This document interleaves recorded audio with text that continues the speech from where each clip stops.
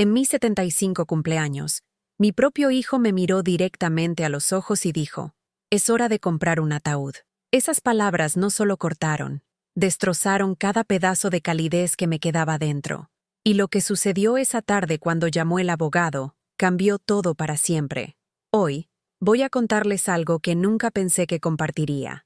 Y si por un segundo esto les resulta familiar, solo les pido que den me gusta a este video y se suscriban. Me ayudará a seguir abriendo mi corazón. Cada mañana en mi pequeño y estrecho apartamento en el Lower East Side, me despierto sintiéndome como una vieja muñeca dejada de lado, descuidada, cubierta de polvo, olvidada. El olor a café instantáneo se mezcla con el moho de los viejos periódicos apilados en mi destartalada mesa de cocina. Mis manos tiemblan mientras vierto el agua, no por la edad, sino por el peso de cargar con las cargas de todos los demás durante 75 largos años. El radiador hace su familiar canto matutino, un sonido que alguna vez me confortó, pero ahora se siente como una cuenta regresiva. Cada golpeteo hace eco de los días que se escurren, los cumpleaños olvidados, las llamadas que nunca llegan. A través de mi ventana agrietada, observo la ciudad despertar, jóvenes profesionales agarrando sus costosas tazas de café, corriendo hacia vidas que importan, mientras yo me siento aquí en mi descolorida bata azul, preguntándome si alguien notaría si simplemente desapareciera. Esa mañana se suponía que sería diferente. Había planchado mi mejor vestido la noche anterior, el azul marino con pequeñas flores que a mi difunto esposo David siempre le encantaba. Saqué la buena porcelana, el juego que recibimos como regalo de boda hace 53 años.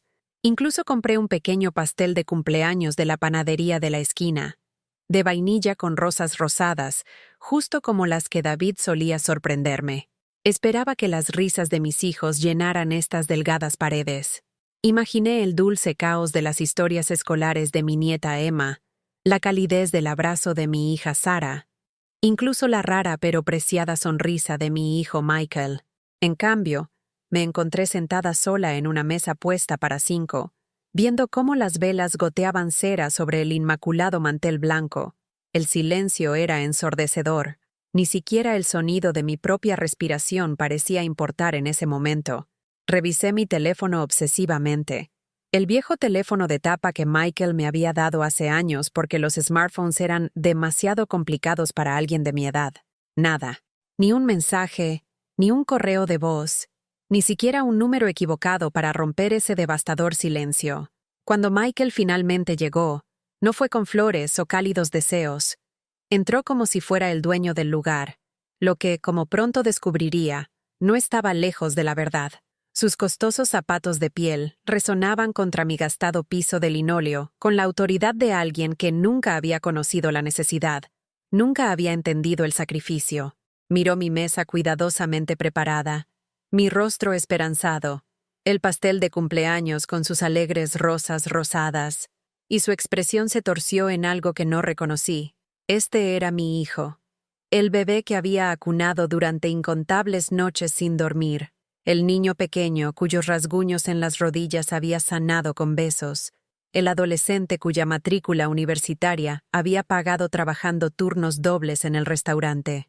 Fue entonces cuando lo dijo. Esas palabras que resonarían en mi mente durante los meses siguientes. Es hora de comprar un ataúd. La habitación se enfrió. No el tipo de frío que viene de una calefacción deficiente o ventanas rotas, sino el escalofrío profundo que te congela desde adentro. Sentí mi corazón saltarse un latido, literalmente saltarse, y por un momento me pregunté si podría obtener su deseo antes de lo esperado, pero me estoy adelantando. Permítanme llevarlos al punto donde esta historia realmente comienza, a los años de dar hasta que no quedaba nada más que dar, a la lenta erosión de mi dignidad que me convencí a mí misma era solo amor. Verán, había construido toda mi identidad alrededor de ser necesitada. Después de que David falleciera hace 12 años, mis hijos se convirtieron en todo mi mundo. Estaban luchando. Michael con sus fallidos negocios que siempre necesitaban una inversión más. Sara con su desordenado divorcio y creciente deuda de tarjetas de crédito. Emma con sus gastos universitarios y sueños de estudiar en el extranjero. Tenía un cómodo ahorro, construido a partir de años de cuidadoso ahorro y la póliza de seguro de vida de David. Habíamos sido inversores modestos en el mercado de valores durante los años de auge. Nada elegante, pero suficiente para darnos seguridad. David incluso había invertido una pequeña fortuna en lo que él llamaba el futuro. Algunos bitcoins que compró cuando prácticamente no valían nada. En aquel entonces, pensé que estaba siendo tonto. Ahora me doy cuenta de que estaba siendo sabio de manera que no podía entender. Nuestra riqueza en dólares no era enorme según los estándares de Nueva York, pero para una pareja de clase trabajadora del Lower East Side, se sentía como un tesoro. David solía bromear diciendo que teníamos suficiente dinero para vivir cómodamente y ayudar a nuestros hijos cuando realmente lo necesitaran. Nunca imaginó que se convertiría en un cajero automático interminable para cada capricho y mala decisión de ellos. La primera vez que Michael pidió dinero, tenía 28 años y su restaurante había fracasado. «Mamá», dijo, sentado en la misma silla donde años más tarde sugeriría que comprara un ataúd. «Solo necesito 50,000 para recuperarme. Es una inversión en mi futuro». Se lo di. No como un préstamo, aunque prometió devolverlo. Como un regalo, porque eso es lo que hacen las madres. Sacrificamos nuestra seguridad por los sueños de nuestros hijos. La segunda vez fue Sara. Su esposo la había dejado, llevándose sus ahorros y dejándola con su hipoteca y 2 hijos para criar sola. «No sé a dónde más acudir», sollozó por teléfono. «Estoy a punto de perder la casa. Hipotequé mi propio apartamento para ayudarla». De nuevo, no como un préstamo, como amor manifestado en dólares y centavos. El patrón continuó durante años.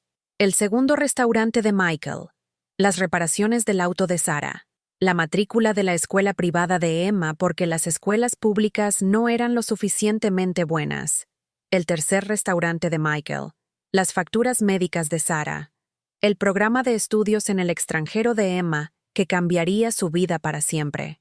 Cada vez me decía a mí misma que esta sería la última vez. Cada vez veía cómo mis ahorros disminuían, mi cartera de inversiones se reducía, mi seguridad se evaporaba. Pero eran mis hijos, mi sangre, mi responsabilidad. «Mamá, eres increíble», diría Sara después de cada transferencia de fondos.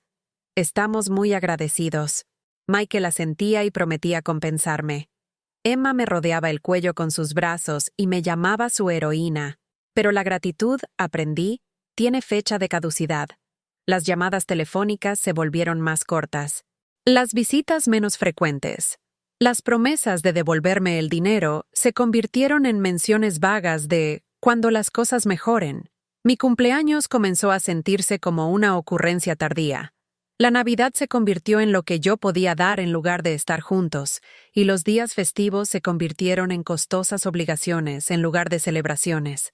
Comencé a notar las pequeñas cosas, cómo miraban sus teléfonos cuando yo hablaba, cómo las conversaciones se alejaban rápidamente de mi salud, mis intereses, mi vida, cómo hablaban de mí entre ellos. A veces podía escucharlo cuando pensaban que estaba fuera del alcance del oído. «Tiene mucho dinero», escuché a Michael decirle a Sara una vez durante una cena festiva. «Solo está siendo dramática sobre darnos préstamos». Préstamos. ¿Cuándo mis regalos se habían convertido en préstamos? ¿Cuándo mi amor se había convertido en transacciones? Las microagresiones comenzaron pequeñas. Sara cancelando nuestras citas semanales para tomar café porque estaba súper ocupada, pero publicando fotos de almuerzos con amigos en sus redes sociales.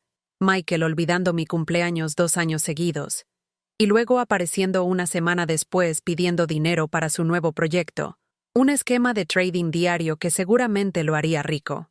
Emma, mi dulce nieta que una vez fue mi compañera constante, comenzó a tratar nuestro tiempo juntas como una tarea.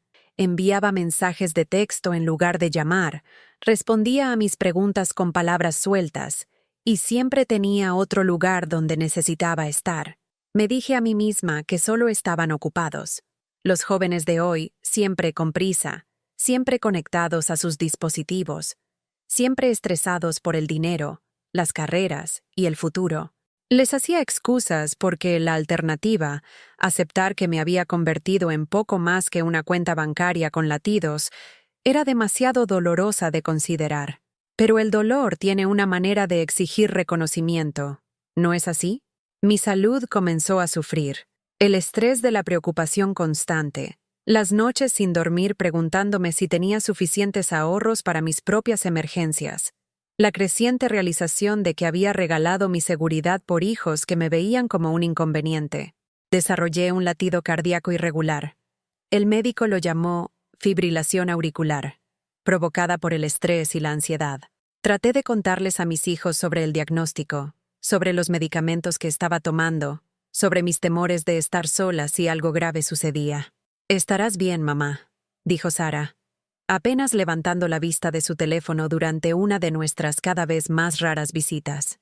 «Eres fuerte. Siempre has sido fuerte. Fuerte». La palabra se había convertido en una prisión. Se esperaba que fuera fuerte mientras sus vidas se desmoronaban a su alrededor. Lo suficientemente fuerte para seguir dando dinero que no tenía. Lo suficientemente fuerte para aceptar su negligencia como normal. Lo suficientemente fuerte para fingir que ser tratada como un cajero automático era lo mismo que ser amada. La mañana de mi cumpleaños 75, me desperté con esperanza. Tonta y obstinada esperanza de que de alguna manera este hito les recordaría que todavía estaba aquí, que seguía siendo su madre, que seguía siendo digna de amor y atención que no venían con una etiqueta de precio. Pasé horas preparándome. Limpié cada superficie de mi pequeño apartamento. Arreglé flores frescas en el jarrón que David me había regalado por nuestro 20º aniversario. Cociné sus comidas favoritas.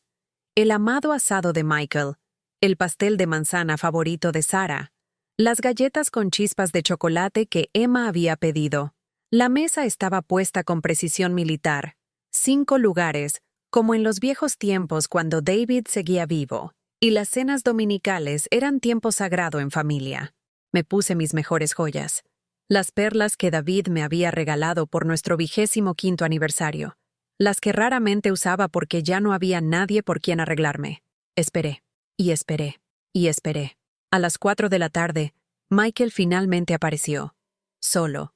Sin Sara, sin Emma, sin explicación de dónde podría estar el resto de mi familia. Entró como si me estuviera haciendo un favor, mirando su costoso reloj, suspirando como si mi cumpleaños fuera una interrupción inconveniente en su importante vida. Fue entonces cuando me enteré de que la cena familiar que había planeado, la celebración que había preparado, había sido cancelada. No pospuesta, cancelada. Habían hecho otros planes. Sara estaba en un evento de trabajo del que no podía escapar. Emma estaba estudiando para los exámenes finales y no podía distraerse, pero nadie me lo había dicho. Me enteré cuando Michael mencionó, casualmente, como si estuviera discutiendo el clima, que no podía quedarse mucho tiempo porque se reuniría con un cliente para tomar una copa. Cuando pregunté por los otros, cuando mencioné la cena que había preparado, me miró como si estuviera hablando un idioma extranjero. «Mamá, hablamos de esto», dijo, aunque absolutamente no lo habíamos hecho. «Todos están ocupados. Ya sabes cómo es». No sabía cómo era. No sabía cómo mi cumpleaños número 75 se había convertido en un inconveniente. No sabía cómo mis hijos se habían convertido en extraños que me veían como una obligación en lugar de su madre. Pero estaba a punto de aprender mucho más. Mientras estaba allí, rodeada de la comida que había preparado con amor, vistiendo mi mejor vestido y mis perlas de aniversario, Michael me miró con una expresión que solo puedo describir como calculadora. Sus ojos viajaron desde mi mesa cuidadosamente arreglada hasta mi rostro esperanzado, y algo frío parpadeó en sus rasgos. «Sabes, mamá», dijo, con una voz tan casual que me puso la piel de gallina, «a tu edad, realmente deberías pensar en hacer arreglos. Ya sabes a lo que me refiero. Es hora de comprar un ataúd». Las palabras me golpearon como un golpe físico. Realmente tropecé hacia atrás, agarrando el borde de mi encimera de cocina para mantenerme en pie. Mi lápiz labial, cuidadosamente aplicado de repente, se sintió chillón. Mi mejor vestido como un disfraz que era demasiado vieja para usar. Es hora de comprar un ataúd. En mi cumpleaños. Mi 75 cumpleaños. de pie en el apartamento donde lo había criado, rodeada de la evidencia de toda una vida dedicada a poner sus necesidades antes que las mías. Michael, susurré, mi voz apenas audible sobre el sonido de mi corazón rompiéndose. ¿Cómo puedes decirme eso? Se encogió de hombros. Realmente se encogió de hombros. Como si sugerir que tu madre comprara su propio ataúd fuera tan normal como comentar sobre el clima. Estoy siendo práctico, mamá. No te estás haciendo más joven, y estas cosas cuestan dinero. Mejor planificar con anticipación. Planificar con anticipación. Como si mi muerte fuera un inconveniente menor para el que necesitaba presupuestar. Vi a mi hijo, mi primogénito, el bebé que había llevado durante 9 meses y amado durante 47 años, mirar su reloj nuevamente y recoger sus llaves. Ya estaba mentalmente ausente. Ya había pasado a su próxima cita. Su importante reunión con el cliente, su vida que no tenía espacio para su madre envejecida, excepto como fuente de fondos. Tengo que irme, dijo haciendo una pausa en la puerta. Feliz cumpleaños, supongo. Y luego se fue, dejándome sola con mi hermosa mesa puesta para 5, mi comida cuidadosamente preparada enfriándose, y palabras que resonarían en mi mente durante los meses siguientes. Es hora de comprar un ataúd. Me quedé allí por lo que pareció horas, pero probablemente fueron solo minutos, tratando de procesar lo que acababa de suceder. El apartamento se sentía diferente ahora, más pequeño y más asfixiante que antes. Las flores que había arreglado tan cuidadosamente parecían burlarse de mí con sus colores vibrantes. La buena porcelana se veía antigua y triste bajo la dura iluminación de la cocina. Caminé lentamente hacia mi habitación, cada paso sintiéndome como si estuviera moviéndome a través de agua espesa. En el espejo de mi cómoda, me vi a mí misma, una anciana en un vestido azul marino con pequeñas flores, usando perlas que una vez simbolizaron amor, y ahora se sentían como grilletes a un pasado que ya no importaba. Mi reflejo me miraba con preguntas que no estaba lista para responder. ¿Cuándo me había convertido en esta persona? ¿Cuándo mi amor se había convertido en algo que tolerar en lugar de atesorar? ¿Cuándo mi existencia misma se había convertido en una carga tal que mi propio hijo podía sugerir que me preparara para la muerte tan casualmente como podría recomendar un restaurante? Me senté al borde de mi cama, la misma cama donde David y yo habíamos hecho el amor y compartido sueños y planeado nuestro futuro juntos. La misma cama donde me había preocupado por las fiebres de Michael cuando era niño, donde Sara se había metido durante las tormentas, donde Emma se había acurrucado para escuchar historias sobre los viejos tiempos cuando el abuelo aún estaba vivo. Ahora se sentía como un mueble en un museo, una reliquia de un tiempo en el que yo importaba para alguien más que para los cobradores de facturas y las compañías de seguros. Fue entonces cuando sonó el teléfono. Casi no contesté. Probablemente era un televendedor o una encuesta, las únicas llamadas que parecía recibir últimamente. Pero algo me hizo tomar el viejo teléfono inalámbrico, el que tiene botones lo suficientemente grandes para que mis dedos artríticos puedan manejar. ¿Señora Elizabeth Morgan? La voz era precisa, profesional, desconocida. Sí, dije, aunque la palabra salió como apenas más que un susurro. Soy Jennifer Thompson de Thompson, Rodríguez y Asociados. La llamo con respecto a la herencia de su difunto esposo y algunas irregularidades que hemos descubierto en sus cuentas financieras. Mi corazón, que ya había estado luchando con problemas de ritmo, comenzó a latir irregularmente. ¿Irregularidades financieras? La herencia de David había sido resuelta hace años. Todo había sido transferido correctamente a mi nombre, o eso pensaba. Lo siento, dije, tratando de aclarar mi cabeza de la niebla que se había establecido allí desde la visita de Michael. ¿Qué tipo de irregularidades? Señora Morgan, preferiría discutir esto en persona. ¿Está disponible para venir a mi oficina mañana por la mañana? Hay algunos documentos que necesita ver y algunas firmas que requieren su atención inmediata. Algo en su tono hizo que mi estómago se contrajera. Esta no era una llamada de rutina sobre impuestos o papeleo. Era algo más grande. Algo que requería atención inmediata y reuniones en persona. ¿Puede darme alguna idea de qué se trata esto? Pregunté. Hubo una pausa. El tipo de pausa que viene antes de noticias que cambian la vida.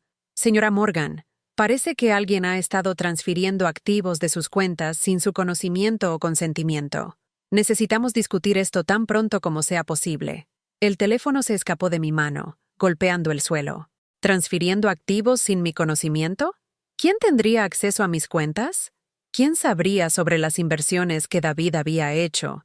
La pequeña fortuna que había construido cuidadosamente para nuestra jubilación, para mi seguridad. Mientras me agachaba para recuperar el teléfono, mi mente comenzó a recorrer las posibilidades. Las únicas personas que conocían mi situación financiera eran mis hijos. Las únicas personas con las que había compartido información de cuentas. Las únicas personas a las que había confiado documentos de poder notarial durante mi reciente cirugía. Señora Morgan, ¿está ahí? Recogí el teléfono con manos temblorosas. Sí, lo siento. ¿A qué hora mañana? A las 10 de la mañana, si le funciona. Y, señora Morgan, por favor traiga cualquier documento financiero que tenga en casa. Estados de cuenta bancarios, registros de inversiones, cualquier papel relacionado con sus cuentas o propiedades. Propiedades. Plural. Yo poseía una propiedad. Este apartamento. Al menos eso pensaba. Después de colgar, me senté en la creciente oscuridad de mi habitación, sin molestarme en encender las luces. Afuera comenzaron los sonidos de la noche del Lower East Side. Tráfico, voces, la vida avanzando mientras la mía parecía haberse detenido. Pensé en las palabras de Michael, en la casual crueldad de sugerir que comprara mi propio ataúd. Pensé en la llamada del abogado, en irregularidades financieras y transferencias no autorizadas. Pensé en el patrón que se había estado construyendo durante años, las constantes peticiones de dinero, la creciente distancia, la forma en que mis hijos me trataban como un inconveniente en lugar de su madre. Una terrible imagen comenzó a formarse en mi mente, pieza por terrible pieza. Esa noche no dormí. Me senté en la mesa de mi cocina con cada documento financiero que pude encontrar extendido ante mí. Estados de cuenta bancarios, registros de inversiones, pólizas de seguros, la escritura de mi apartamento. Papeles que representaban toda una vida de cuidadoso ahorro, de las sabias inversiones de David, de la seguridad que habíamos construido juntos para nuestra vejez. Traté de dar sentido a los números, pero no cuadraban. Cuentas que deberían tener saldos sustanciales mostraban cantidades mucho más bajas. Fondos de inversión que David había apartado específicamente para mi cuidado habían desaparecido por completo. Incluso la billetera de Bitcoin que había creado, ahora valorada en cientos de miles de dólares, mostraba un saldo de 0. Por la mañana, me sentía hueca por dentro, como si alguien hubiera sacado todo lo que me hacía ser quien era y dejado un caparazón vacío. Pero debajo del dolor y la traición, algo más se estaba agitando, algo que no había sentido en años. Ira pura, limpia y justa. A las 10 en punto, me senté en la oficina de Jennifer Thompson en Tribeca, rodeada de libros legales y certificados en la pared que hablaban de competencia y éxito. La señora Thompson era más joven de lo que esperaba, quizás 50, con ojos amables detrás de gafas afiladas y cabello plateado recogido en un moño profesional. Extendió documentos sobre su escritorio de caoba como un detective presentando pruebas de un crimen. «Señora Morgan», dijo suavemente, «necesito que mire estas firmas y me diga si son suyas». Examiné cada documento cuidadosamente. Eran formularios de autorización, documentos de transferencia, papeles de poder notarial, y al final de cada uno había una firma que se parecía a la mía pero no era del todo correcta. La E en Elizabeth era demasiado redondeada. La M en Morgan se curvaba de manera incorrecta. «Estas no son mis firmas», dije, mi voz más firme de lo que me sentía. «Eso es lo que confirmó nuestro experto en caligrafía», dijo la señora Thompson. «Señora Morgan, alguien ha estado falsificando su firma para transferir dinero de sus cuentas. Durante los últimos 3 años, aproximadamente $400,000 han sido movidos de sus varias cuentas de inversión a cuentas controladas por su hijo, Michael Morgan. $400,000.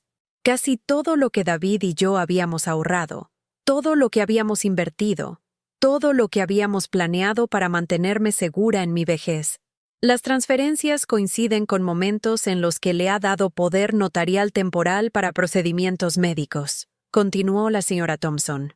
Parece que ha estado utilizando esas autorizaciones limitadas para acceder a cuentas que no se suponía que debía tocar. Pensé en las veces que había firmado documentos de poder notarial, cuando tuve mi cirugía de vesícula hace 2 años, cuando tuve cirugía de cataratas el año pasado, cuando había necesitado a alguien para manejar mis asuntos durante procedimientos médicos. Había confiado en mi hijo para actuar en mi mejor interés. En cambio, me había estado robando. Hay más, dijo la señora Thompson con voz grave. La escritura de su apartamento fue transferida a su nombre hace 6 meses. Según estos documentos, usted le vendió el apartamento por $1. Sentí que la habitación giraba a mi alrededor. Mi apartamento, el hogar que había compartido con David durante 30 años, el lugar donde mis hijos habían crecido, donde mi nieta había aprendido a caminar, ya no me pertenecía. Nunca firmé tal documento, susurré. Le creo, dijo la señora Thompson. Y vamos a luchar contra esto, todo. Pero necesito hacerle una pregunta difícil, señora Morgan. ¿Estuvo alguien más involucrado en esto? ¿Su hija? ¿Su nieta? Pensé en las constantes crisis financieras de Sarah, en cómo siempre parecía saber exactamente cuánto dinero tenía disponible para ayudarla. Pensé en la costosa escuela privada de Emma, su programa de estudios en el extranjero, su suposición casual de que el dinero de la abuela siempre estaría allí cuando lo necesitara. No lo sé, dije, y lo decía en serio. La traición era tan completa, tan devastadora, que no podía decir dónde comenzaba o terminaba. La señora Thompson se inclinó hacia adelante, su expresión feroz. Señora Morgan, lo que le sucedió es abuso financiero de ancianos. Es un crimen, y es más común de lo que podría pensar. Hijos que ven a sus padres ancianos como cajeros automáticos, que se convencen a sí mismos de que tienen derecho al dinero que sus padres trabajaron toda una vida para ahorrar. Abuso financiero de ancianos. Las palabras tenían un sonido clínico que de alguna manera hizo que la traición personal se sintiera aún peor. ¿Qué puedo hacer?, pregunté. Luchamos, dijo simplemente. Presentamos cargos criminales. Obtenemos órdenes de restricción si es necesario. Recuperamos lo que es suyo y nos aseguramos de que nunca vuelva a suceder.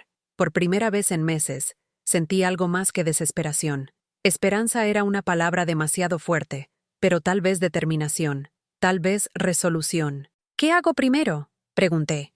Primero, cambie cada contraseña, cada número de cuenta, cada código de acceso que haya compartido. Segundo, dígale a su familia que el banco está cerrado. No más dinero, no más préstamos, no más ayuda. Y tercero, prepárese para que se enfaden. Enfadados. Casi me reí. Iban a estar enfadados conmigo por negarme a dejar que me siguieran robando.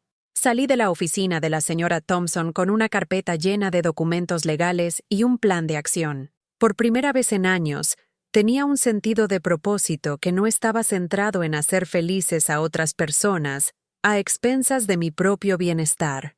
El camino de regreso a mi apartamento, sin importar lo que algunos documentos falsificados afirmaran, se sentía diferente. La ciudad a mi alrededor parecía más vívida, más viva.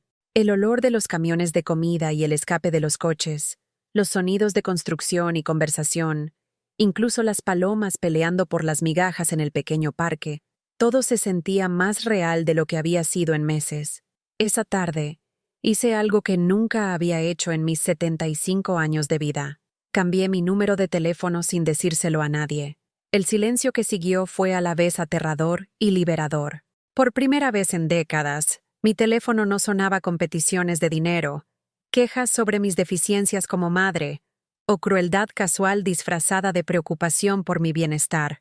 Me senté en mi tranquilo apartamento y traté de recordar quién había sido antes de definirme por lo que podía dar a otras personas. Elizabeth Morgan, esposa de David, madre de Michael y Sarah, abuela de Emma. Pero, ¿quién era yo más allá de esas relaciones? ¿Qué quería?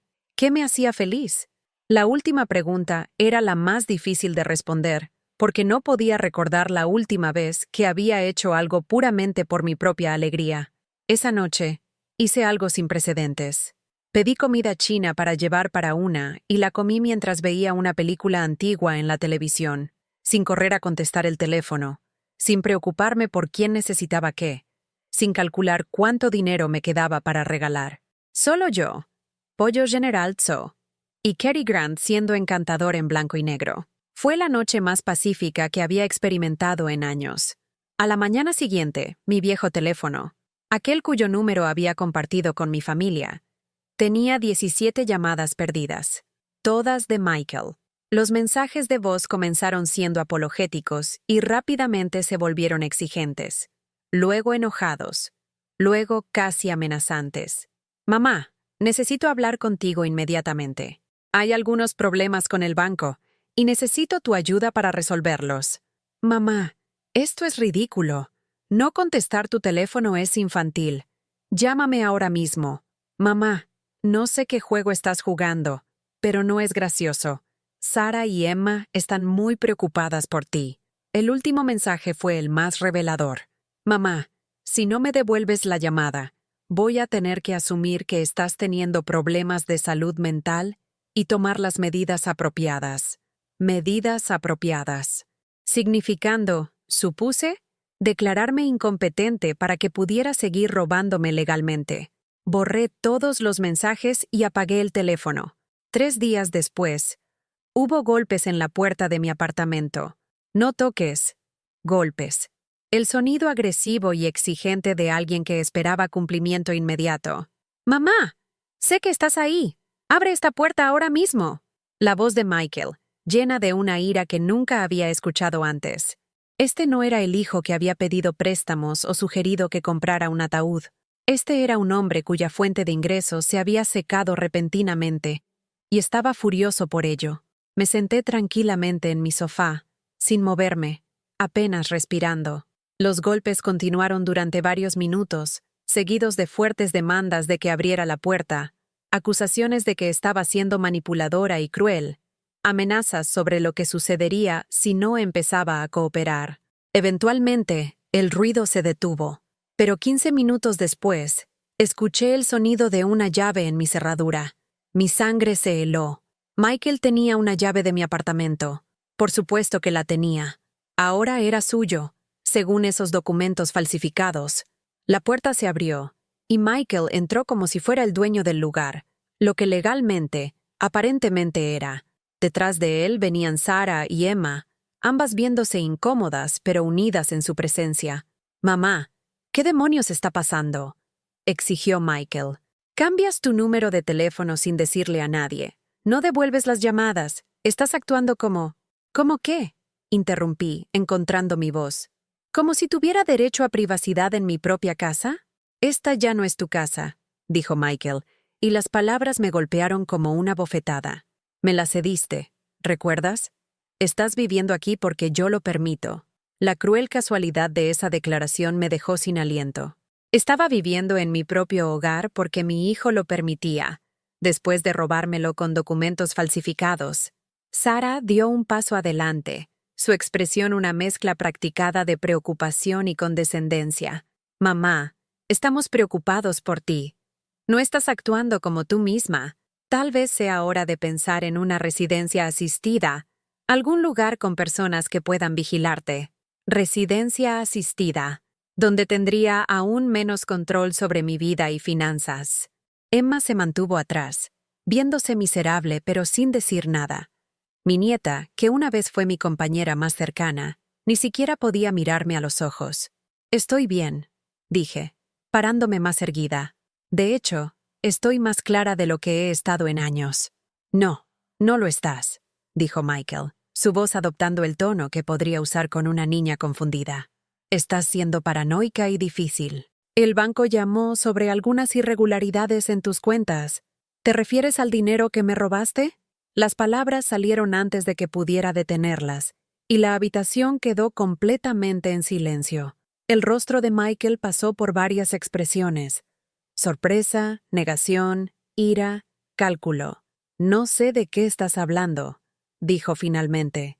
Los $400,000 que transferiste de mis cuentas de inversión usando firmas falsificadas. Dije, mi voz haciéndose más fuerte con cada palabra.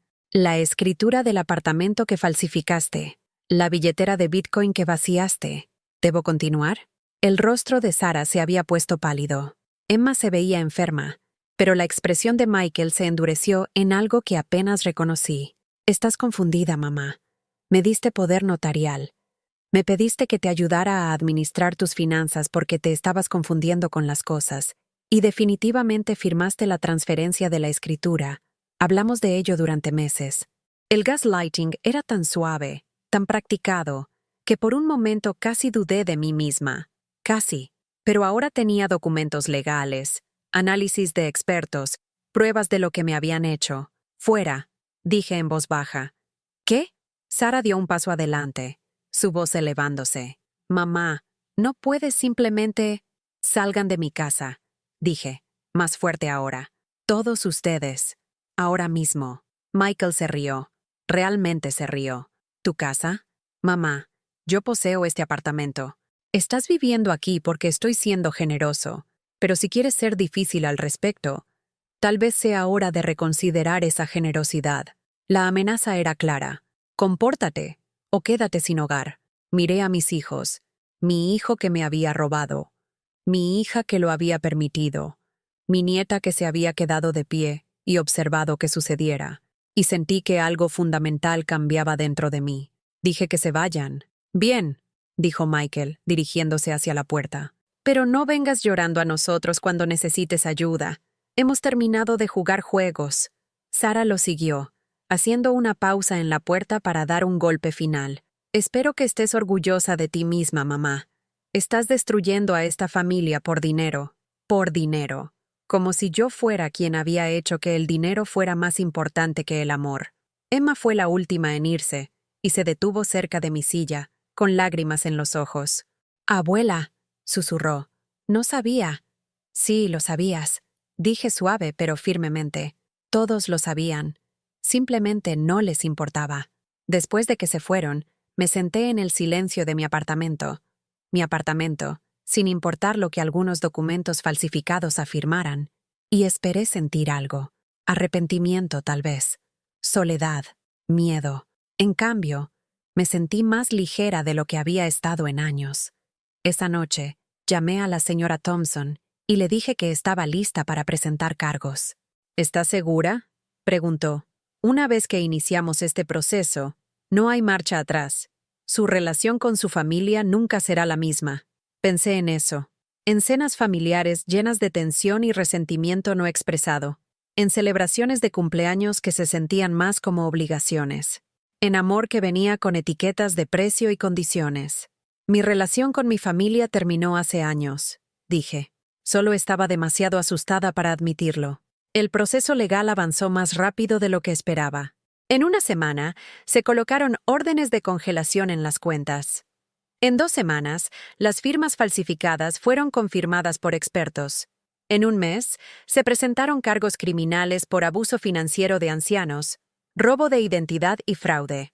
Michael contrató a un abogado caro y continuó afirmando que yo estaba confundida, que voluntariamente le había dado acceso a mis cuentas y propiedad. Pero los abogados, resulta, son mucho mejores para detectar mentiras que las madres amorosas que quieren creer que sus hijos son buenas personas. La evidencia fue abrumadora. Los patrones de robo correspondían exactamente con los momentos en que tenía formularios de poder notarial limitado archivados. Las firmas fueron probadas como falsificaciones. La transferencia del apartamento era tan obviamente fraudulenta que incluso el abogado de Michael parecía avergonzado de defenderla. Pero la victoria legal, tan satisfactoria como fue, vino con un costo inesperado. Estaba completamente sola. No solo temporalmente sola. Mientras las relaciones sanaban y las heridas se curaban, verdaderamente, completamente sola de una manera que nunca había experimentado antes. Mis hijos habían vuelto a sus amigos y familia extendida contra mí, con historias sobre mi declive mental y acusaciones paranoicas. Vecinos que una vez habían sido amigables, ahora cruzaban la calle para evitarme, convencidos de que era una amargada anciana que se había vuelto contra sus propios hijos por dinero. El aislamiento era sofocante. Había días en que me preguntaba si había tomado la decisión correcta. Días en que me sentaba en mi tranquilo apartamento y pensaba en cuánto más fácil sería llamar a Michael, disculparme por el malentendido y volver a cómo eran las cosas. Al menos entonces no estaría pasando la Navidad sola. Al menos entonces alguien llamaría para ver cómo estaba durante el corte de energía que me dejó en la oscuridad durante 8 horas. Esos fueron los días más difíciles. Pero también fueron los días en que descubrí algo notable sobre mí misma. Era más fuerte de lo que jamás había imaginado.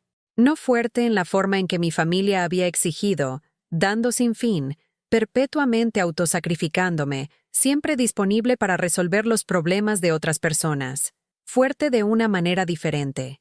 Lo suficientemente fuerte para sentarme con la soledad y no dejar que me destruyera. Lo suficientemente fuerte para elegir la dignidad sobre la falsa comodidad. Lo suficientemente fuerte para construir una nueva vida de las cenizas de la antigua. Comenzó pequeño.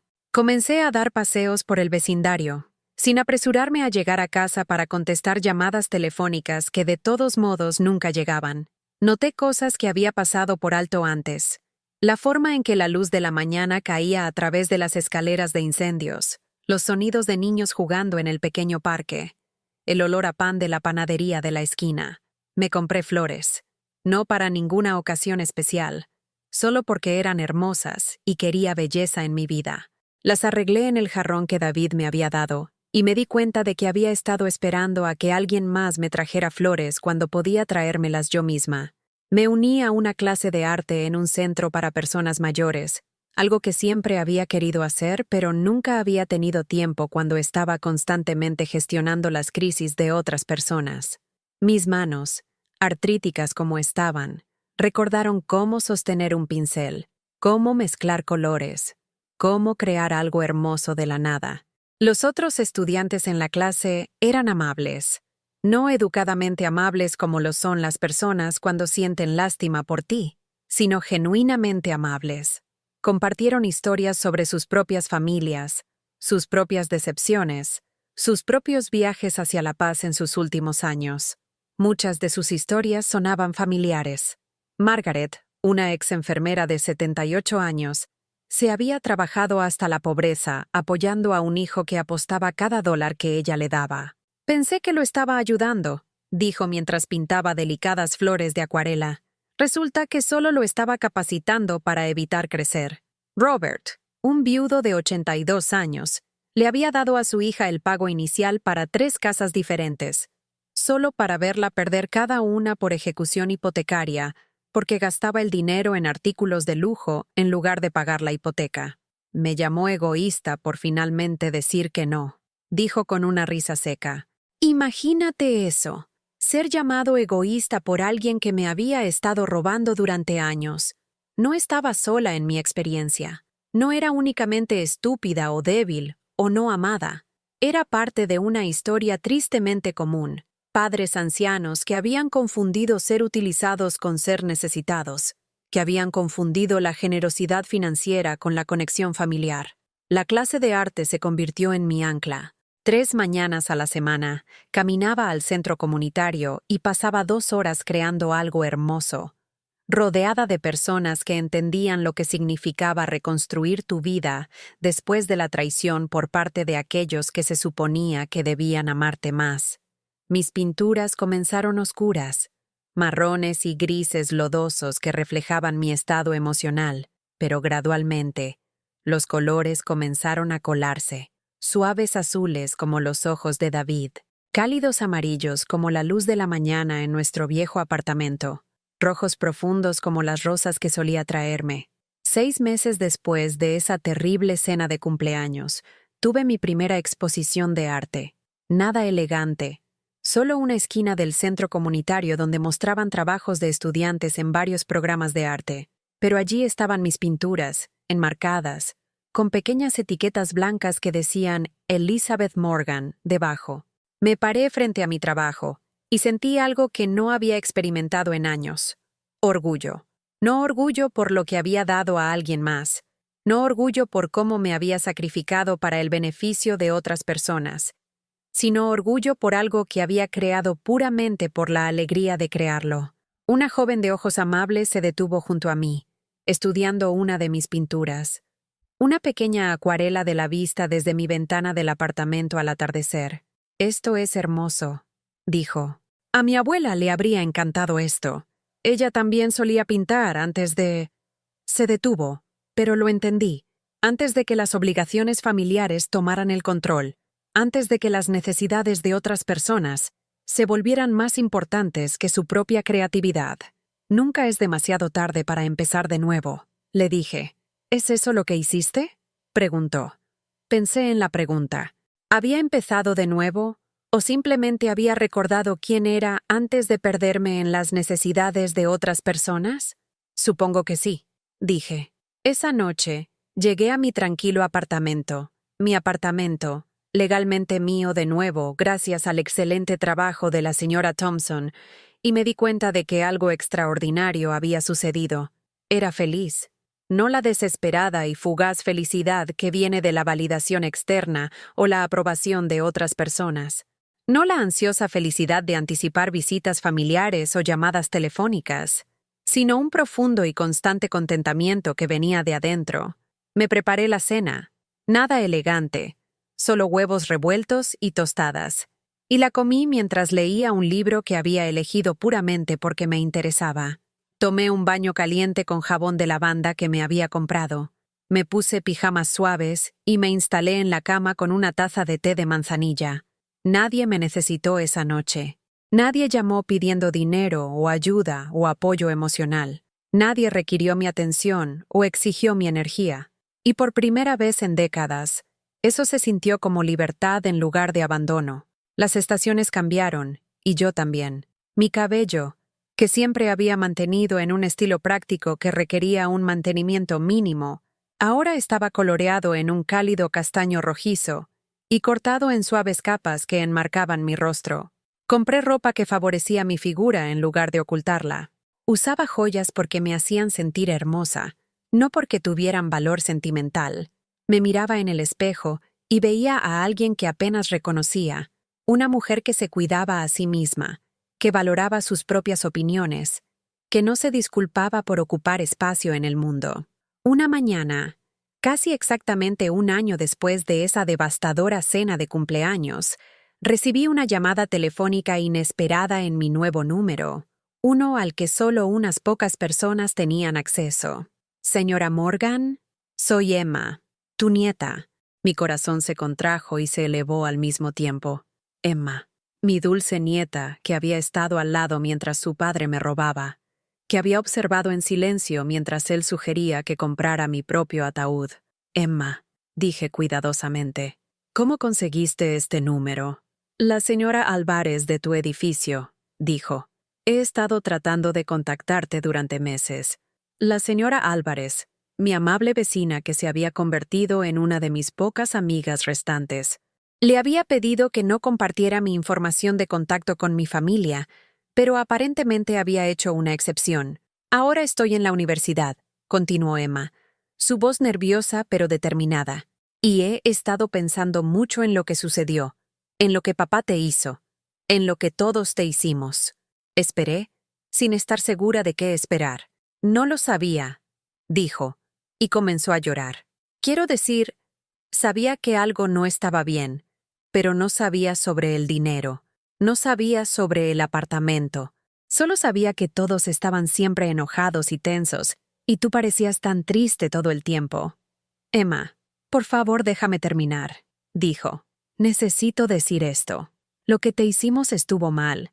Lo que yo hice estuvo mal. Debería haberme puesto de tu lado. Debería haber hecho preguntas cuando papá comenzó a decir que estabas confundida y paranoica. Debería haber visitado más, llamado más, preocupado más. Las palabras que había anhelado escuchar durante tanto tiempo que había dejado de creer que alguna vez las escucharía. Debería haber sido una mejor nieta, dijo a través de sus lágrimas. Y sé que es demasiado tarde, y sé que probablemente nunca quieras volver a vernos a ninguno de nosotros, pero necesitaba que supieras que lo siento mucho. Me senté en mi tranquilo apartamento, sosteniendo el teléfono y escuchando a mi nieta llorar, y sentí que mis muros cuidadosamente construidos comenzaban a agrietarse. Emma, dije suavemente, ¿dónde estás ahora mismo? Estoy en la escuela en Syracuse. Pero podría volver a casa este fin de semana si quisieras verme. ¿Quería verla? A la nieta que había sido mi alegría y mi esperanza, que se había sentado a mi lado durante incontables horas, que me había llamado su heroína antes de aprender a verme como un cajero automático, la joven que había visto a su padre robarme y no había hecho nada para detenerlo. Sí, dije, sorprendiéndome a mí misma. Me gustaría eso. Ese sábado, Emma vino de visita. Se veía mayor que sus 20 años, más seria, menos despreocupada que cuando la vi por última vez. Trajo flores, margaritas, mis favoritas, y una tarjeta que había hecho ella misma. Nos sentamos en la mesa de mi cocina, la misma mesa donde Michael había sugerido que comprara un ataúd, y hablamos honestamente por primera vez en años. Tenía miedo, admitió. Papá siempre decía que te estabas confundiendo, que te imaginabas cosas, y mamá lo respaldaba. Era solo una niña, y les creí. No eras solo una niña cuando sucedió, señalé. Tenías 19, 20 años, lo suficientemente mayor para pensar por ti misma. Ella asintió, con lágrimas corriendo por su rostro. Tienes razón, era lo suficientemente mayor para saber lo que hacía. Solo tenía miedo de él, supongo. Papá tiene esta forma de hacerte sentir estúpida si lo cuestionas. Y estaba recibiendo tanta ayuda financiera para la escuela. Tenía miedo de que si causaba problemas, todo desaparecería. La honestidad fue brutal pero necesaria. Así que elegiste el dinero sobre mí, dije. Sí, susurró. Y me odio por ello. Nos sentamos en silencio durante varios minutos, ambas llorando. No las desesperadas lágrimas de manipulación o culpa, sino las lágrimas purificadoras de la verdad finalmente hablada. ¿Qué está pasando con tu padre ahora?, pregunté. Está furioso, dijo. Los cargos criminales, la investigación financiera, tener que devolver el dinero, ha destruido su vida. Su negocio fracasó. Su matrimonio se está desmoronando. Mamá te culpa por todo. Esperé sentir satisfacción por su caída, algún sentido de justicia siendo servida. En cambio, sentí principalmente tristeza. Tristeza de que hubiera llegado a esto. Tristeza de que el dinero se hubiera vuelto más importante que el amor. Tristeza de que había perdido años de mi vida tratando de comprar afecto de personas que nunca iban a amarme de la manera que merecía ser amada. ¿Tú me culpas?, le pregunté a Emma. Ella estuvo callada por mucho tiempo, obviamente pensando cuidadosamente su respuesta. Culpo a papá, dijo finalmente. Me culpo a mí misma. Nos culpo a todos por crear una situación en la que tuviste que elegir entre ser respetada y ser familia. Eso nunca debería haber sucedido. ¿Qué quieres de mí ahora?, pregunté, no ásperamente sino directamente. Nada, dijo, y le creí. No quiero dinero, ni ayuda, ni nada de eso. Ahora estoy trabajando para pasar por la escuela, tomando préstamos como la mayoría de los estudiantes. Solo quería disculparme. Y tal vez empezar de nuevo, si eso es posible. Empezar de nuevo. La frase contenía tanta promesa y tanto terror. No soy la misma persona que era hace un año, le dije. No volveré a ser la abuela que resuelve los problemas de todos con su chequera. No dejaré que se aprovechen de mí de nuevo, ni siquiera tú. No querría que lo hicieras, dijo. La abuela que me crió era fuerte e independiente y creativa. En algún momento te convertimos en alguien más, alguien cuyo único valor era lo que podía darnos. Quiero conocer a la verdadera tú de nuevo, la verdadera yo. ¿Sabías siquiera quién era esa? A mí también me gustaría eso, dije. Emma se quedó a cenar esa noche. Nada elegante, solo pasta con salsa marinara y una ensalada. Pero hablamos como solíamos hacer cuando era joven, sobre libros y películas y sus sueños para el futuro. Me contó sobre sus clases de historia del arte, sobre sus planes de trabajar en un museo después de graduarse, sobre el joven hombre con quien estaba saliendo que la hacía reír. Le conté sobre mi clase de pintura, sobre los amigos que había hecho en el centro para personas mayores, sobre el viaje a Vermont que estaba planeando para el otoño. ¿Vas a Vermont sola?, Preguntó. Sí, dije, y me di cuenta de que la idea ya no me asustaba. Nunca he viajado sola antes. Pensé que era hora. Sonrió. La primera sonrisa genuina que había visto de ella en años. Eso suena maravilloso, abuela. Realmente maravilloso. Cuando se fue esa noche, nos abrazamos para despedirnos. No el abrazo perfunctorio de obligación, sino un verdadero abrazo entre dos personas que se preocupaban la una por la otra y estaban dispuestas a hacer el trabajo necesario para reconstruir la confianza. ¿Puedo llamarte la próxima semana?, preguntó. Me gustaría eso, dije. Después de que se fue, limpié los platos de la cena y reflexioné sobre el día. El perdón, me di cuenta, no era un solo momento de decisión, era un proceso continuo, una elección que tendría que hacer una y otra vez. Y no significaba olvidar lo que había sucedido, o fingir que la traición no había ocurrido. Significaba elegir seguir adelante sin llevar el veneno de la amargura en mi corazón. Emma había dado el primer paso al admitir su papel en lo que sucedió y no pedir nada a cambio. Si Michael y Sarah alguna vez harían lo mismo, quedaba por verse, pero sus elecciones ya no eran mi responsabilidad. Mi responsabilidad era continuar construyendo esta nueva vida que había creado, una donde mi valor no estaba determinado por mi utilidad para otros. La semana siguiente, Emma llamó como lo prometió, y la semana después de esa, gradualmente, desarrollamos una nueva relación, una basada en el respeto mutuo en lugar de la dependencia financiera. Me contó sobre sus luchas y éxitos en la escuela, pero no me pidió que resolviera sus problemas. Compartí mi propio viaje de autodescubrimiento, mis victorias en la clase de pintura, mis pequeñas aventuras de independencia. Cuando se graduó de la universidad 6 meses después, me invitó a la ceremonia. Casi dije que no. La idea de ver a Michael y Sarah de nuevo hizo que mi estómago se contrajera de ansiedad. Pero Emma no me pidió nada más. No exigió que facilitara alguna gran reconciliación familiar.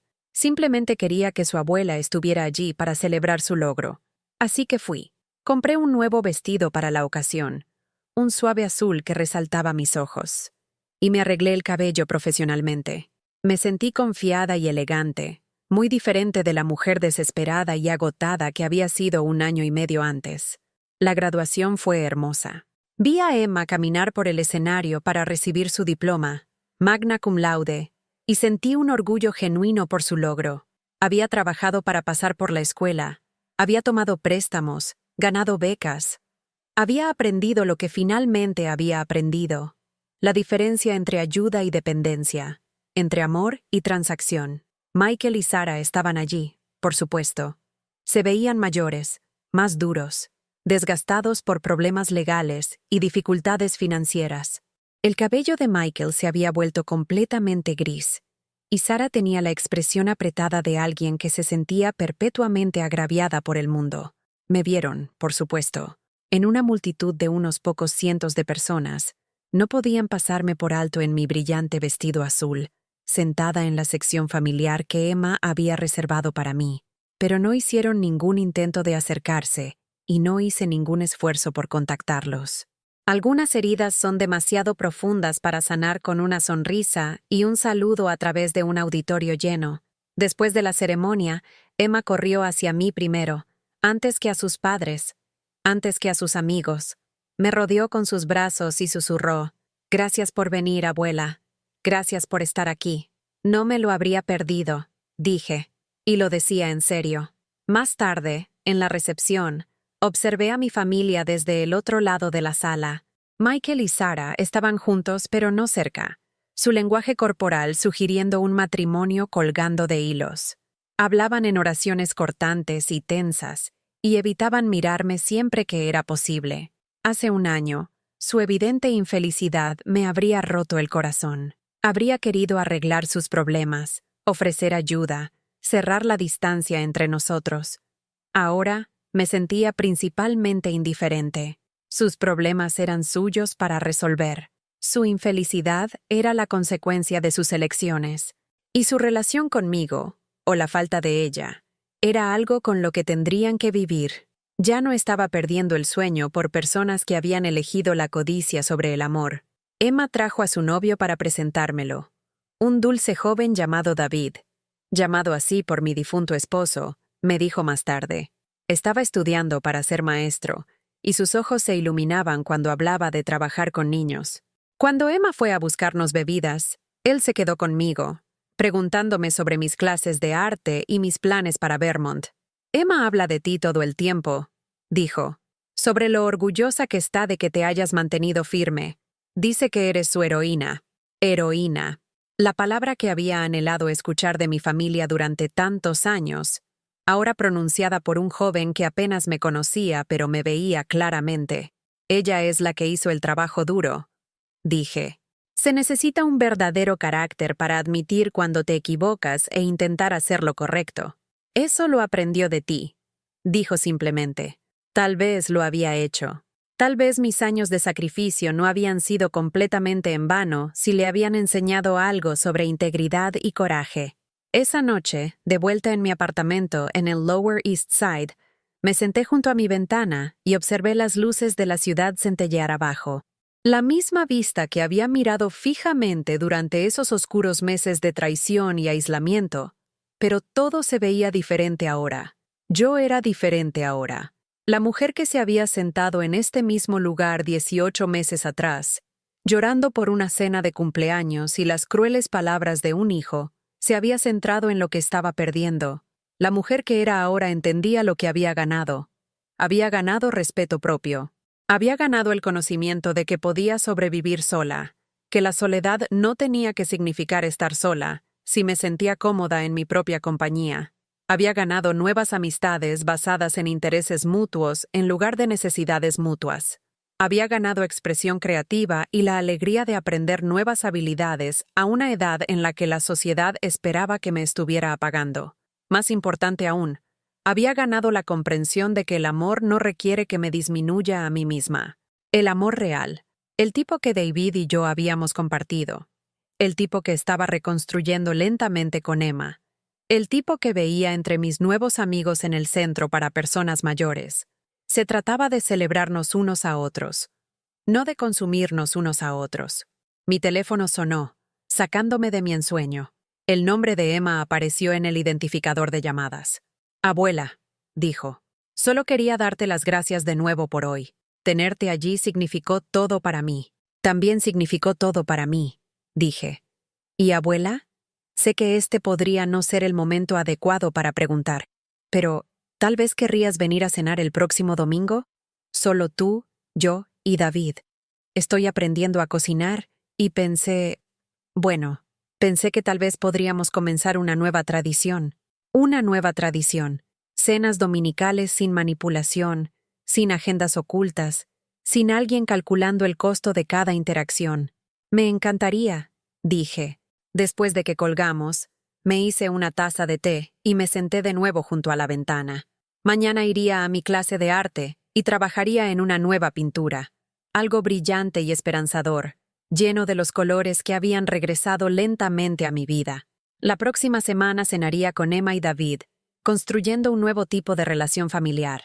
El próximo mes haría mi viaje a Vermont, mi primera aventura en solitario en 76 años. El futuro se extendía ante mí, lleno de posibilidades que nunca había considerado cuando pensaba que mi único valor venía de lo que podía dar a los demás. Pensé en las palabras de Michael de ese terrible cumpleaños. Es hora de comprar un ataúd. Lo había dicho como crueldad, como un recordatorio de mi mortalidad e irrelevancia, pero de una manera extraña, había tenido razón. Había sido hora de comprar un ataúd. Para la vieja Elizabeth, la mujer que había confundido el amor con el apoyo financiero, que había confundido ser utilizada con ser necesitada. Esa Elizabeth estaba muerta y enterrada. La mujer que se sentaba junto a esta ventana ahora, planeando proyectos de arte y viajes en solitario y cenas con una nieta que la valoraba por quién era en lugar de lo que podía proporcionar. Esta mujer estaba muy viva. Esta mujer tenía un futuro. Mientras me preparaba para la cama esa noche, me vi en el espejo del baño. El rostro que me devolvía la mirada era mayor, marcado con las experiencias de 76 años, pero también era sereno de una manera que no había sido durante décadas. Mis ojos estaban claros y brillantes. Mi postura era recta y confiada. Mi expresión era pacífica. Parecía una mujer que conocía su propio valor. 6 meses después, estaba en un sendero montañoso en Vermont, respirando un aire tan limpio que hacía que mis pulmones dolieran de placer. El follaje otoñal era espectacular, rojos y dorados, y naranjas que hacían cantar mi corazón de artista. Había caminado 2 millas esa mañana, algo que no había hecho desde que estaba en mis 50, y me sentía fuerte y capaz y gloriosamente viva. Llevaba botas de senderismo y una mochila, cargando una botella de agua y mix de frutos secos como cualquier otro viajero aventurero. A los 76 años, estaba descubriendo partes de mí misma que nunca supe que existían. Esa noche, de vuelta en el acogedor bed and breakfast donde me hospedaba, llamé a Emma para contarle sobre mi día. «Abuela, eres increíble». Se rió cuando le describí mi aventura de senderismo. «Apenas puedo subir 3 tramos de escaleras sin quedarme sin aliento, y tú estás escalando montañas». «No escalando», corregí. «Caminando en senderos, pero se siente como escalar montañas». «¿Cuánto tiempo más te quedarás?», preguntó. «Otros 3 días», dije. «Mañana tomaré un taller de pintura y luego quiero visitar algunas de las galerías locales». «Estoy tan orgullosa de ti», dijo, y escuché lágrimas en su voz. «Por todo lo que has hecho este año, por enfrentarte a papá, por cuidarte a ti misma, por mostrarme cómo se ve la verdadera fortaleza». «¿Cómo se ve la verdadera fortaleza?», pregunté, curiosa sobre su perspectiva. «Como tú», dijo simplemente. «Como alguien que elige la dignidad sobre la conveniencia. Como alguien que construye una nueva vida en lugar de quedarse atrapada en una vieja que no funcionaba». Esa noche, me senté en la sala común del bed and breakfast, dibujando a otros huéspedes y escuchando sus historias. Había una pareja celebrando su 50º aniversario, un grupo de mujeres amigas haciendo su viaje anual de otoño, un hombre de mi edad viajando solo como yo, siguiendo su pasión por fotografiar puentes cubiertos. Todos tenían historias de desafíos superados, sueños perseguidos, relaciones que habían decepcionado y relaciones que los habían sostenido. No era única en mis luchas, pero tampoco era única en mi resistencia. Todos éramos trabajos en progreso, todos aprendiendo y creciendo y descubriendo nuevas facetas de nosotros mismos, independientemente de nuestra edad. Cuando volé a casa desde Vermont, unos días después, llevé conmigo una pequeña pintura que había hecho en el taller, una acuarela de la vista montañosa desde mi sendero de caminata.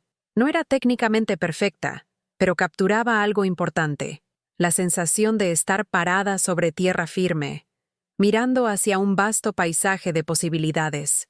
Colgué la pintura en mi apartamento, justo al lado de la ventana donde me gustaba sentarme y ver la ciudad. Cada vez que la miraba, recordaba esa sensación de fuerza e independencia y alegría en mi propia compañía. Durante los siguientes meses, mi vida continuó evolucionando. Me uní a un club de lectura y descubrí que tenía fuertes opiniones sobre literatura. Me ofrecí como voluntaria en un programa de alfabetización y encontré profunda satisfacción en ayudar a adultos a aprender a leer. Tomé clases de cocina y aprendí a preparar comidas que me complacían a mí en lugar de a otros. Emma y yo mantuvimos nuestra tradición de cenas dominicales, a veces acompañadas por David, a veces solo nosotras dos. Nuestra relación se profundizó y maduró, construida sobre el afecto genuino y el respeto mutuo en lugar del hábito y la obligación. Ella nunca me pidió dinero, y yo nunca ofrecí consejos no solicitados sobre sus elecciones de vida. Hablábamos de arte e historia y su trabajo en un museo local. Compartíamos nuestras esperanzas y luchas sin que ninguna de las dos intentara arreglar los problemas de la otra.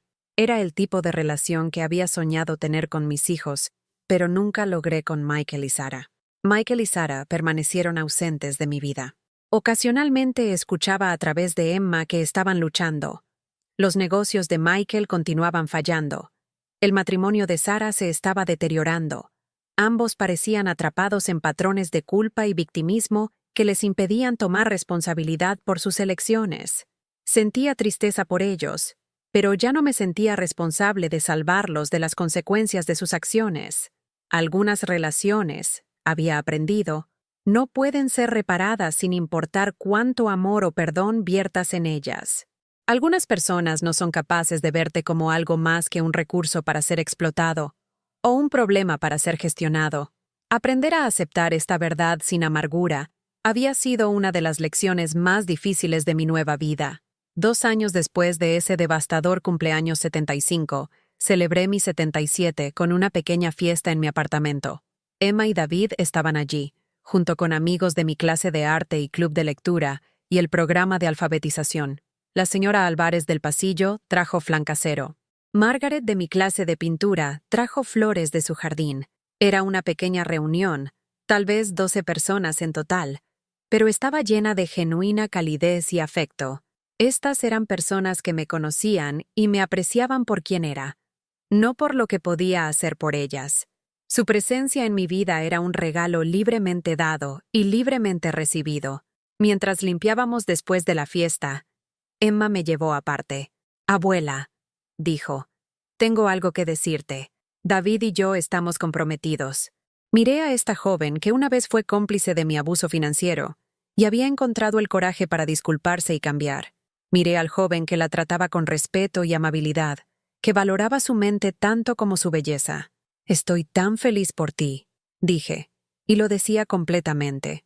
«Queremos una boda pequeña», dijo. «Solo familia y amigos cercanos, y queremos que me acompañes al altar si estás dispuesta, ya que el abuelo no puede estar allí, y ya que papá, bueno, ya que las cosas están como están, acompañarla al altar, el honor tradicionalmente reservado para los padres, ofrecido a mí no por obligación, sino por amor. Sería un honor», dije, con lágrimas corriendo por mi rostro.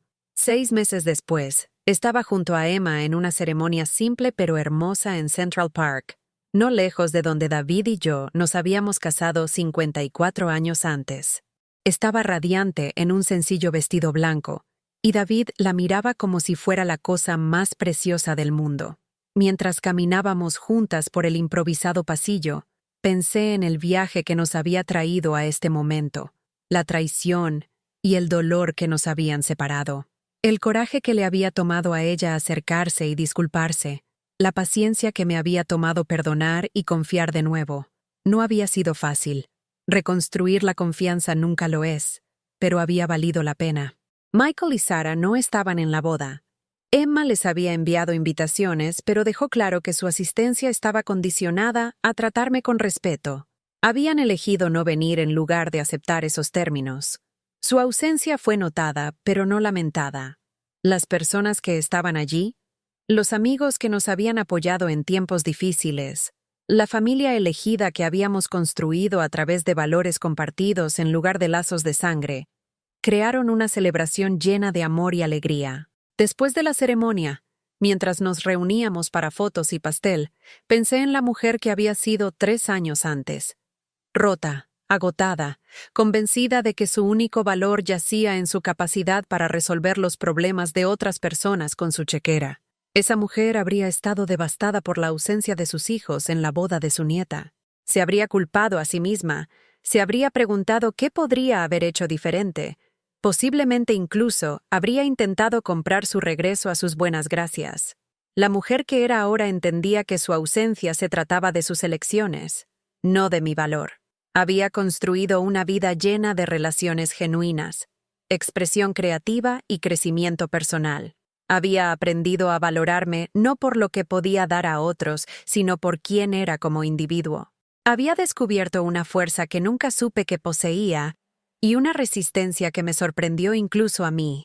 Mientras el sol se ponía sobre la ciudad que había sido mi hogar durante más de 50 años, levanté una copa de champán y brindé en silencio por el viaje que me había traído a este momento, por nuevos comienzos, por segundas oportunidades, por el coraje de elegir la dignidad sobre la conveniencia y la verdad sobre las cómodas mentiras, por el entendimiento de que nunca es demasiado tarde para empezar a vivir para uno mismo. Los años que siguieron trajeron sus propios desafíos y alegrías. Emma y David compraron una pequeña casa en Queens y me invitaron a cenar todos los domingos. Continué pintando e incluso tuve una pequeña exposición en una galería local. Viajé. No solo a Vermont, sino a Italia, a Irlanda, a lugares con los que había soñado, pero nunca pensé que podría visitar sola. Envejecí, por supuesto. Mi artritis empeoró y necesitaba gafas de lectura para trabajos cercanos. Mi energía no era la que había sido en mis 70, pero envejecí con gracia y dignidad, rodeada de personas que se preocupaban por mi bienestar, sin verme como una carga. Cuando necesitaba ayuda, la pedía sin vergüenza. Cuando quería soledad, la tomaba sin culpa. Cuando se presentaban oportunidades para nuevas experiencias, las abrazaba sin miedo. Había aprendido la diferencia entre estar sola y sentirme sola. Había descubierto que la independencia no significa aislamiento, y que elegirte a ti misma no significa rechazar a los demás. Más importante aún, había aprendido que el amor real, no requiere sacrificar tu ser esencial. Requiere honestidad, respeto y la voluntad de ver y ser vista claramente. Ahora, mientras me siento junto a mi ventana en esta tranquila mañana de domingo, viendo la ciudad despertar debajo de mí, pienso en el viaje que me trajo a este lugar de paz. Hace 3 años, mi hijo me dijo que era hora de comprar un ataúd. Lo dijo como crueldad, como un recordatorio de que yo era desechable, que mi valor había expirado junto con mi juventud. Lo que no entendió es que algunas muertes son necesarias. La muerte de las ilusiones, la muerte de las relaciones falsas, la muerte de una versión de ti misma que fue construida alrededor de las necesidades de otras personas en lugar de tu propia verdad. Compré un ataúd, de cierta manera. Enterré a la mujer que confundía el amor con el apoyo financiero, que confundía ser utilizada con ser necesitada, que creía que su valor se medía por su utilidad para los demás. Y de ese entierro, algo nuevo nació. Una mujer que conoce su propio valor. Una mujer que elige relaciones basadas en el respeto mutuo en lugar de la necesidad mutua. Una mujer que puede sentarse sola en su apartamento en una mañana de domingo y sentirse completamente contenta con su propia compañía. Esta mujer, la mujer que soy ahora, tiene un futuro lleno de posibilidades. ¿Alguna vez te has encontrado en una situación similar, sacrificando tu dignidad por relaciones que te agotan en lugar de sostenerte? ¿Has visto a un padre o abuelo dar todo lo que tienen a hijos que toman sin gratitud? Los patrones que experimenté son más comunes de lo que muchas personas quieren admitir. El abuso financiero de ancianos afecta a millones de familias, a menudo perpetrado por las mismas personas que deberían estar protegiendo a sus seres queridos ancianos. Pero esta historia no se trata solo de abuso financiero. Se trata del coraje para dejar de aceptar menos de lo que mereces, independientemente de tu edad. Se trata de la posibilidad de reinvención, incluso en tus 70. Se trata de elegir relaciones auténticas sobre las convenientes, incluso cuando esa elección lleva a la soledad temporal. Sobre todo, se trata del entendimiento de que nunca es demasiado tarde para empezar a vivir para ti mismo. Si esta historia resonó contigo, por favor compártela en los comentarios a continuación. ¿Cómo mantienes límites saludables con miembros de la familia que te ven principalmente como un recurso? ¿Qué consejo le darías a alguien que lucha con problemas similares? Y si mi viaje ha tocado tu corazón o te ha dado esperanza para tus propias segundas oportunidades, por favor dale me gusta a este video y suscríbete a mi canal. Al compartir estas historias, creamos una comunidad de apoyo para aquellos que necesitan saber que no están solos en sus luchas. Juntos, podemos romper el silencio alrededor del abuso de ancianos y la disfunción familiar. Juntos, podemos celebrar el coraje que se necesita para elegir la dignidad sobre la conveniencia. Juntos, podemos demostrar que cada etapa de la vida ofrece oportunidades para el crecimiento, el descubrimiento y la transformación. Gracias por escuchar mi historia. Gracias por ser parte de este viaje hacia la verdad, la sanación y la esperanza. Recuerda, nunca eres demasiado viejo para empezar a vivir auténticamente. Nunca eres demasiado viejo para exigir respeto. Nunca eres demasiado viejo para elegirte a ti mismo. Tu valor no está determinado por tu utilidad para otros. Tu valor es inherente, inmutable, y mereces ser reconocido y celebrado. No dejes que nadie te convenza de que es hora de comprar un ataúd. En cambio, deja que sea tiempo de realmente vivir.